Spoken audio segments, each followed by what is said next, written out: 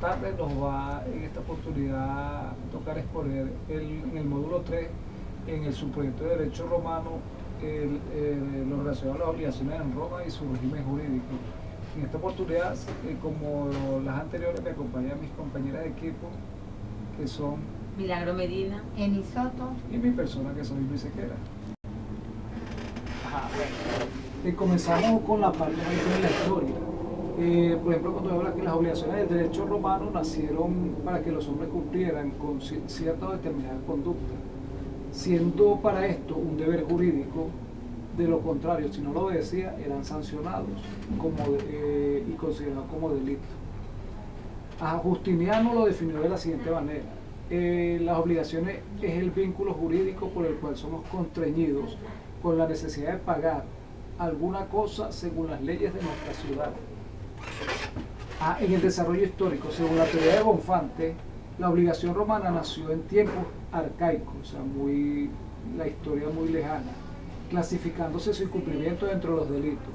Es decir, cuando algún romano cometió un delito, nacía a favor de la víctima o de su familia el derecho de la venganza, aplicándose la ley del talión, que es ojo por ojo y diente por diente. Consistía en el derecho que tenía para obligar al culpable o a su familia a realizar ciertos trabajos, por lo cual el culpable quedaba obligado o atado a la víctima como una especie de rehén.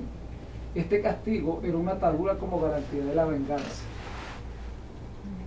Aparte de someterse a cumplir con lo que un romano no realizó en su momento, y si éste no cumplía con el mandato, podía ser castigado e inclusive hasta dándole muerte por incumplimiento a lo desobedecido. Estos asuntos fueron evolucionando y modificándose en el año 326 a.C.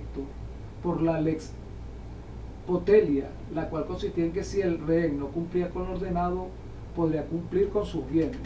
Eso sí, siempre y cuando tal condición no proviniera de un delito. Es a partir de este momento en que la obligación obtuvo su concepto, siendo un lazo o un vínculo jurídico entre los sujetos, por lo cual el acreedor tiene derecho a determinada conducta que el deudor debe realizar. Como por ejemplo, el pater familia podía adquirir una deuda, y si éste no cumplía, la responsabilidad podía recaer sobre un hijo o en cualquier otro miembro de la casa, haciéndose rehén para pagar el adeudo que el padre había adquirido, quedando esta persona como garantía por tal incumplimiento. Esta es la parte más que todo lo que es historia. Podemos hablar de los elementos de la obligación. Para que la misma nazca es importante que exista el sujeto y el objeto. De lo contrario, no podrán existir las obligaciones sin estos dos elementos. El sujeto, para que nazca una obligación, siempre debe existir determinados sujetos, entre ellos a saber el sujeto activo o acreedor, que es el creditor. Esta es la persona titulada del derecho personal o de crédito, en virtud del cual se le faculta la conducta de otra persona, de la del deudor, quien a su vez debe cumplir con ella. Tenemos el sujeto pasivo o el deudor debitor. Entre el acreedor y el deudor siempre existirá la relación de las obligaciones que los constituye, siendo este el objeto y también elementos de la obligación.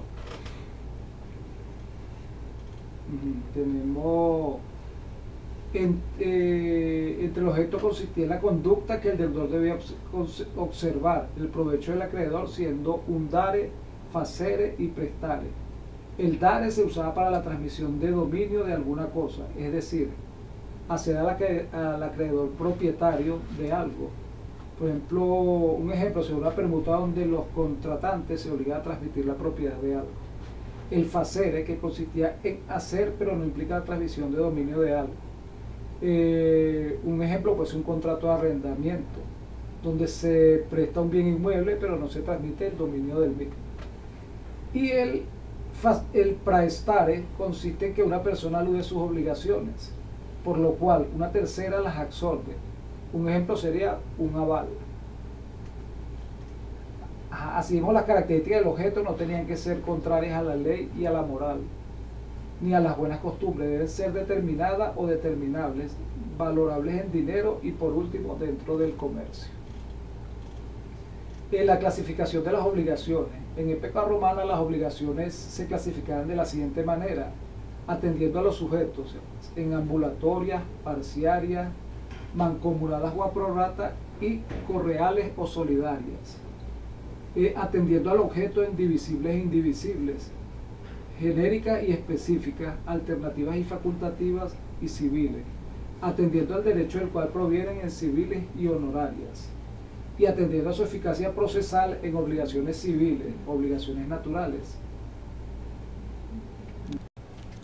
Continuando con el tema, les voy a hablar sobre las fuentes de las obligaciones. Se llama fuente de las obligaciones aquellos hechos a los cuales el ordenamiento jurídico de Roma atribuía eficacia de hacer surgir un vínculo de obligaciones entre dos o más personas. Gallo señalaba que las fuentes derivan de los contratos y de los delitos.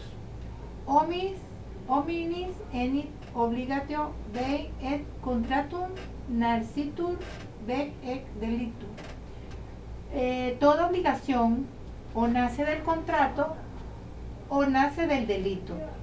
En época de Justiniano, las fuentes de las obligaciones fueron clasificadas por el contrato, el delito, el cuasicontrato y el cuasidelito. Conceptos que voy a señalar a continuación. Con respecto al contrato, es el acuerdo de voluntades entre una o varias partes, ¿verdad? Varias personas, por objeto de producir consecuencias de derecho civil. Jurisconsulto romano, entre los contratos más destacados en Roma estaban los de compraventa, los comodatos, apariencia, mandato y permuta. El delito es un hecho contrario y castigado por la ley. El derecho romano clasificó a los delitos como público, crimina y privado, delicta. Los primeros atacaban directamente e independientemente al orden público o a la organización política o a la seguridad del Estado. Los procesos que tendían a reprimir estos delitos eran llamados crimina o judicia pública. Los delitos que se cometían eran los siguientes: el perjurio, la magia, el incendium o parricidum, el perduelio y la atracción o podictio. Los delitos privados eran perseguidos a petición de la parte ofendida mediante un juicio ordinario. Eran castigados con multas privadas otorgadas a favor de la víctima. A la víctima se le denominaba acreedor y al delincuente el deudor. Los principales delitos eran del robo, el daño en propiedad ajena, las lesiones, la rapiña, las intimidaciones, el dolo y el fraude a los acreedores. El cuasicontrato en el derecho romano es una obligación nacida de un cuasicontrato, es decir, en esta figura no se tiene el acuerdo de voluntades de dos o más personas contratantes, llamado consentimiento. Cuando se realizaba la consumación de determinación de actos civiles lícitos que producían efectos análogos a los de un contrato. Los cuasicontratos se parecen a los contratos por ser lícitos y nacen obligaciones, pero diferían de ellos por la falta de consentimiento.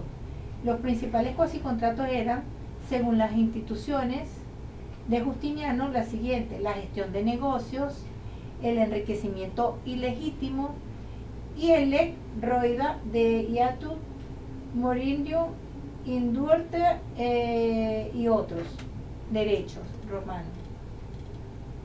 Cuasidelito es un hecho ilícito no clasificado entre los delitos en Roma. Se decía que el cuasidelito era una nueva figura delictiva creada por el derecho honorario y que había sido contemplado como delito. Los cuasicontratos se dividían en cuatro: se dividían en cuatro: torpeza o deshonestidad judicial. El juez, que desde un principio llevaba el juicio y dictaba una sentencia injusta, sea por simple falta o dolo, y volvía el pleito contra él, estaba obligado a reparar el daño causado, por lo que se le condenaba al pago de una indemnización. El segundo tenemos el effiusum o del deiectum, cuando un líquido arrojado a un objeto sólido caía desde un edificio sobre la vía pública, causaba algún daño. El habitante principal del edificio respondía por el doble del valor del daño causado. En el tercero tenemos la positum et suspensum, cuando se ha colocado o colgado sobre la vía pública un objeto que podía causar un daño. Cualquier ciudadano podía denunciar el peligro y recibía entonces una recompensa, una multa privada de 10.000 sestercios. El cuarto tenemos robos y daños sufridos en naves, hoteles y establos, cuando se ha cometido un robo o se ha causado un daño sobre un navío o en una posada o un hotel. La víctima puede escoger entre las persecuciones al culpable, si lo conoce, o una acción contra el dueño, quien es responsable, a menos que existía una conversión en contrato. Dentro de ellos también se encuentra lo que es la ejecución de las obligaciones. Las ejecuciones de las obligaciones consistía cuando se daba lo siguiente: el deudor no cumplirá con las obligaciones en el término acordado o abajo las condiciones pactadas, es decir, incurre en mora. Por causa imputable al deudor, no da cumplimiento a las obligaciones, siendo que incurría en dolo y en culpa. Otra es, no daba cumplimiento por causa fortuita o fuerza mayor. Y entre ellas tenemos también las características mencionadas, que se describen y se simplifican en los siguientes apartados.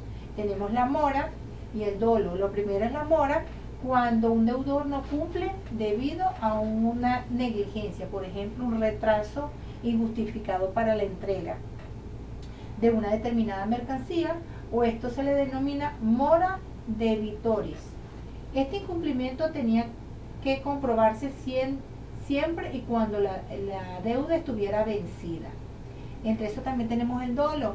El dolo es cuando el deudor no cumple con la obligación y tiene toda la intención de cometer tal incumplimiento y dañar al acreedor. También tenemos la culpa. Este concepto se da cuando el deudor ocasiona un daño impidiendo la realización de la obligación por su falta o negligencia. Existen dos tipos de culpa. La culpa lata, que es la culpa grave, es cuando existe un descuido excesivo, es decir, no se prevé lo que hubiera sido previsible. Culpa levis, siendo la culpa leve, solo se respondía del dolo. Esta a su vez podía ser in abstracto o inconcreto. In abstracto se presentaba cuando el deudor no hubiera observado los cuidados de un buen padre de familia. El caso fortuito y fuerza mayor: existía el caso fortuito o fuerza mayor cuando el deudor no cumplía con su obligación. Continuando con el tema de obligaciones, les voy a hablar en este momento de la transmisión de las obligaciones. El crédito se puede transmitir al igual que el adeudo. Así, el acreedor podría ceder a un terreno y un nuevo deudor podía asumir la obligación del primer deudor. Cesión de créditos. La cesión de créditos se refiere a la sustitución del acreedor por otras personas, a quien se le transmiten los derechos nacidos del vínculo obligacional. El acreedor original que transmite el crédito se le denomina cedente. El nuevo acreedor es cesionario y el deudor se le llama cedido. Acreedor original, nuevo acreedor, deudor, cedente, cesionario y cedido. En la época romana se manejaban dos figuras jurídicas para ceder los créditos: la novatio, donde se cambiaba de acreedor, y la procuratio in re suam, que era la representación procesal. Novatio. Aquí se realizaba la sustitución de una obligación o obligaciones por una nueva. Cambiando del acreedor, el deudor tenía que dar el consentimiento de este cambio de acreedor, toda vez que él era el que tenía que cubrir la deuda al nuevo acreedor. Existieron limitaciones para este novatio, ya que el comprador del crédito no podrá reclamar del deudor una suma superior a la que pagó por el crédito. Procuratio in rem suam. El acreedor cedía su crédito a un representante procesal mediante un mandato para que lo cobrara judicialmente al deudor a su nombre, pero en beneficio propio, cediéndole de esta manera el derecho de acción para que solamente cobrara el adeudo. En el caso de que falleciera el cedente, no se extinguía la deuda. Aquí también existieron limitaciones para esta figura jurídica, toda vez que hubo excesivos abusos, por lo que se prohibió ceder créditos a favor de la persona poderosa debido a su elevado rango social. Asunción de deudas. La asunción de deuda es cuando se sustituía al deudor por otra persona que asume la deuda, o sea, este se compromete a pagar la deuda del primer deudor. Como su nombre lo dice, asume la deuda. La persona originaria del adeudo se le denomina delegante y al que la asume se le llama delegado y el acreedor es el delegatario. Deudor original asume el adeudo, acreedor. Delegante, delegado, delegatario. Extinción de las obligaciones. Normalmente se extingue una obligación cuando ha dado total cumplimiento del deudor, pero en el derecho romano no disolvía la obligación, toda vez que era una ligadura que se requería un desligarse. A esto se le denomina contrarios actus. Por tanto, se tenía que cumplir un proceso. En la época republicana nacieron dos formas de extinción de las obligaciones: ixo iure y excepciones. Bueno, sin más que agregar, esperamos haber cumplido con los objetivos establecidos en el mencionado módulo 3.